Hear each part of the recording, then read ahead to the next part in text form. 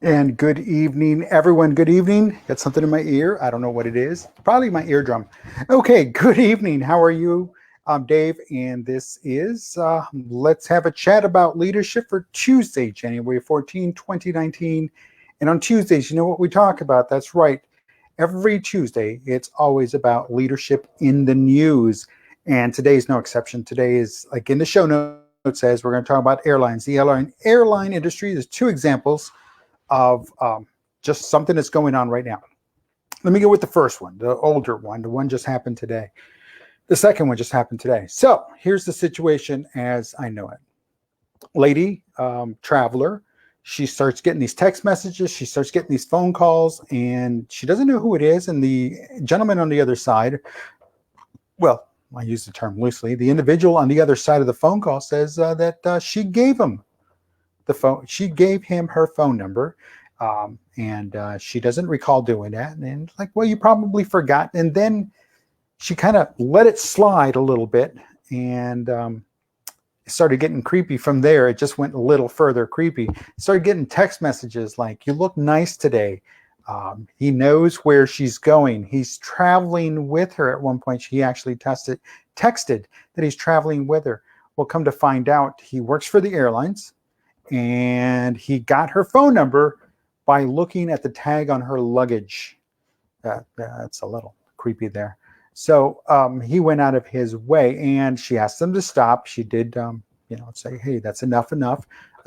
But he refused, and he kept escalating. He's escalated, and now to the point that, well, what is she's trying to take individual action, which I'm not too sure if that's what's happening, but she is suing the airline because this employee had access that allowed him to get to the phone number. It allowed they put the individual, because of the airline, what he did with the airline, it put him in a situation where he could access and get that information.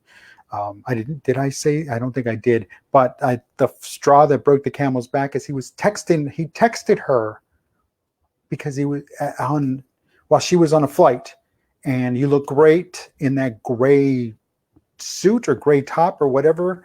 And apparently he was on the same flight with her. He kind of manipulated his way to get on board. And that's just nonsense. That's just nonsense. That's creepy. That's creepy. As the kids say nowadays, creepy AF. Creepy AF. And yes, it is creepy AF. So what does one do? Well, obviously she's doing the right thing, because when individuals can't control themselves and the organizations are hiring these kinds of individuals, something needs to get done. I get that. It happens. It happens not just in airlines. It happens everywhere, all over the world.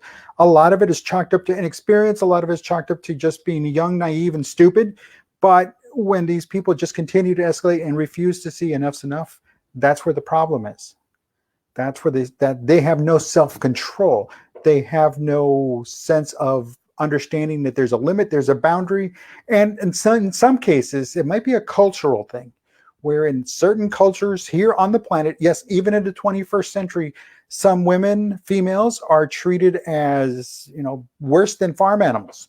Some women on this planet here in 2020, at this very moment, as I'm saying this, some females are not allowed to speak, are not allowed to show their faces. They can't even show their ankles. Oh my.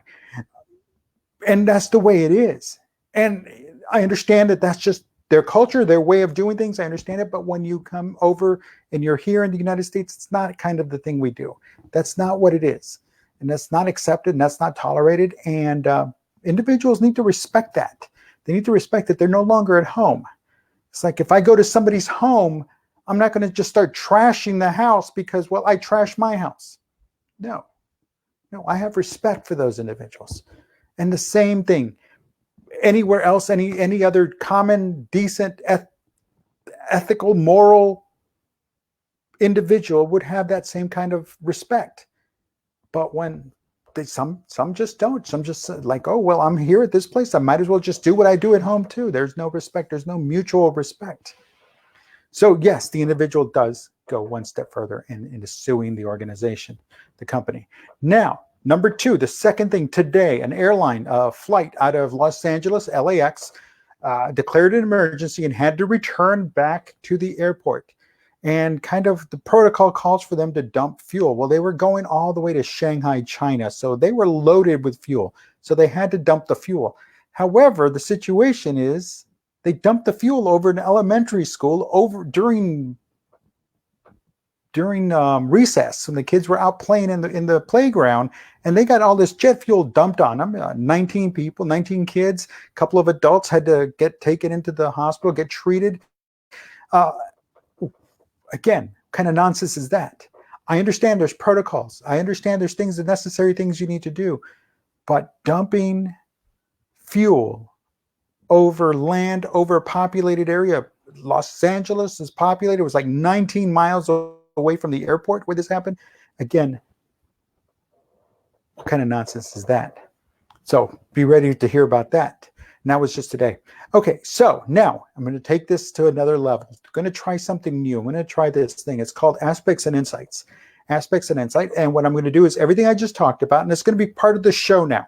So everything I talked about, I'm just going to roll this in here.